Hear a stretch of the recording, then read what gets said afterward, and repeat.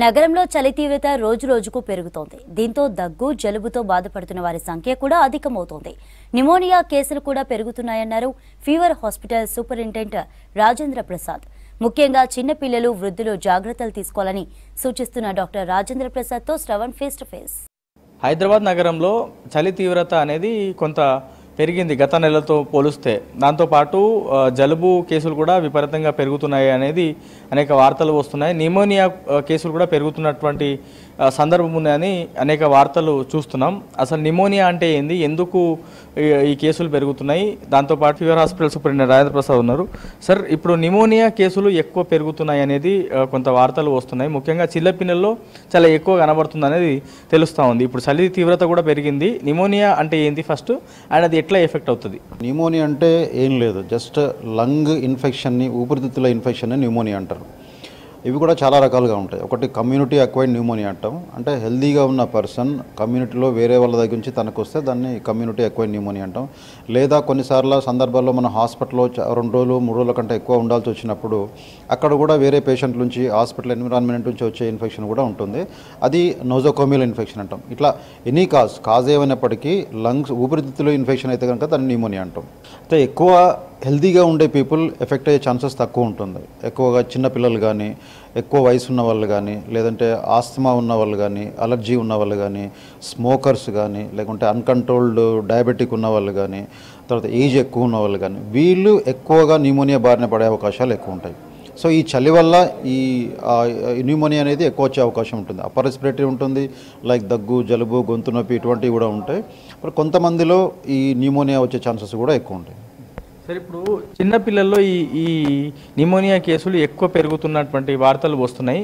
చిన్నపిల్లలకి తొందరగా ఎఫెక్ట్ అవుతాయి అనేది ఎందుకు? అండ్ ముఖ్యంగా పెద్దవాళ్ళు మాత్రమే ఎక్కువ బయటికి వెళ్తారు, చిన్నపిల్లలు ఇంట్లోనే ఉంటారు. ఇప్పుడు మన క్రిస్మస్ హాలిడేస్ కూడా ఉన్నాయి, చాలా వరకు ఇంట్లోనే పిల్లలు ఉన్నటువంటి సందర్భం అయినప్పటికీ కూడా నిమోనియా కేసులు పెరుగుతున్నాయి అంటున్నారు. సో పిల్లలకి ఎందుకు అంటే వాళ్ళకి ఒకటి అంత ప్రొటెక్టివ్ మెకానిజం గొంతులో కానీ దాంట్లో ఉండదు. సో దానివల్ల కూడా తొందరగా ఎక్కువ ఎఫెక్ట్ అయ్యే ఛాన్సెస్ ఉంటుంది. ఇంకోటి ఏంటంటే వాళ్ళు they are very prone. So because particularly school going children ఏంటంటే ఒక పిల్లాడికి ఇన్ఫెక్షన్ వస్తే కనుక అందరు కలిసి కూర్చుంటారు స్కూల్లో. సో కాబట్టి ఒక పిల్లాడి నుంచి ఇంకో పిల్లాడికి వచ్చే అవకాశం ఎక్కువ ఉంటుంది. వాళ్ళ ఇంటికి వచ్చిన తర్వాత ఆ అబ్బాయి నుంచి వేరే వాళ్ళకి వచ్చే అవకాశం ఎక్కువ ఉంటుంది. సో ఎల్డర్లీ పీపుల్ కూడా, వయసు ఎక్కువ ఉన్న వాళ్ళు 70 కానీ 80 ఇయర్స్ ఉన్న వాళ్ళకి ఏంటంటే ఇమ్యూనిటీ అంత ఎక్కువగా ఉండదు. అందుకని వాళ్ళకు కూడా న్యూమోనియా డెవలప్ అయ్యే అవకాశాలు చాలా ఎక్కువ ఉంటాయి. రాబోయే రోజుల్లో జనవరిలో ఇంకా ఎక్కువ చలి తీవ్రత ఉండేటువంటి అవకాశం ఉంది. తీసుకోవాల్సినటువంటి జాగ్రత్తలు ఏముంటాయి సార్, పెద్దవాళ్ళకి కానీ, చిన్నపిల్లలకు కానీ, నార్మల్ సిటిజన్స్ కానీ?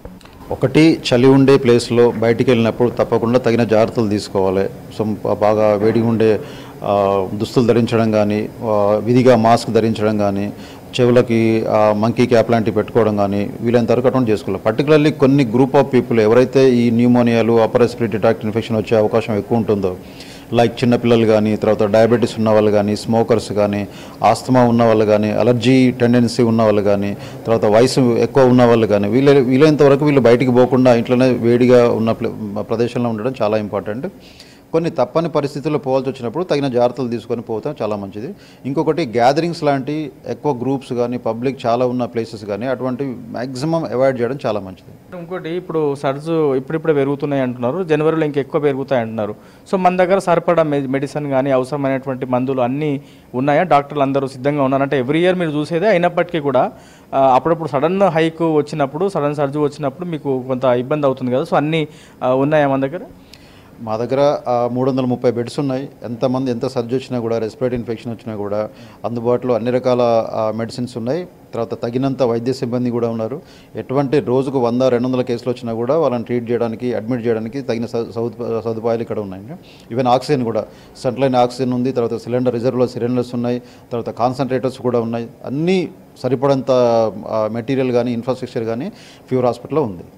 సరే, ఇప్పుడు చిన్న పిల్లలకి అంటే పెద్దవాళ్ళు వస్తుంటారు కానీ చిన్న పిల్లలకు కూడా కొంత ఎక్కువ అయినప్పుడు పేరెంట్స్ అనేది చాలా సెన్సిటివ్గా ఫీల్ అవుతారు.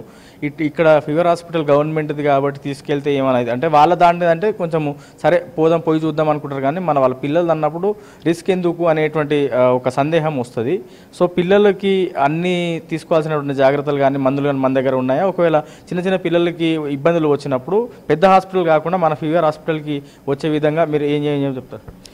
చిన్నపిల్లలైనా కూడా ఓపీ వరకు చూసే సదుపాయాలన్నీ మా దగ్గర ఉన్నాయండి. ఇన్వెస్టిగేషన్స్ కానీ మందులు కానీ అవన్నీ మా దగ్గర ఉన్నాయి.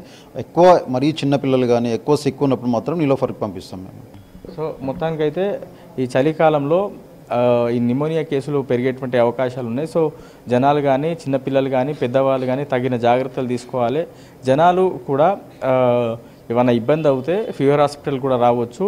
తగిన సరిపడా బెడ్స్ ఉన్నాయి, సరిపడా మెడిసిన్స్ ఉన్నాయి అనేది fever hospital superintendent Rajendra Prasad చెప్తున్నారు. సో ఈ చలికాలంలో జనాలు ఎక్కువ గ్యాదరింగ్ ఉన్నటువంటి ప్లేసుల్లో గ్యాదర్ కాకుండా ఉంటే కొంత బెటర్ అనేటువంటి సూచనలు కూడా వైద్యులు ఇస్తున్నారు. ఇది ఓవరాల్గా చలికాలంలో జనాలు తీసుకోవాల్సినటువంటి జాగ్రత్తలపైన పూర్తి అప్డేట్. కెమెరామెన్ అనిల్తో Shravan, V6 news, fever hospital నుంచి.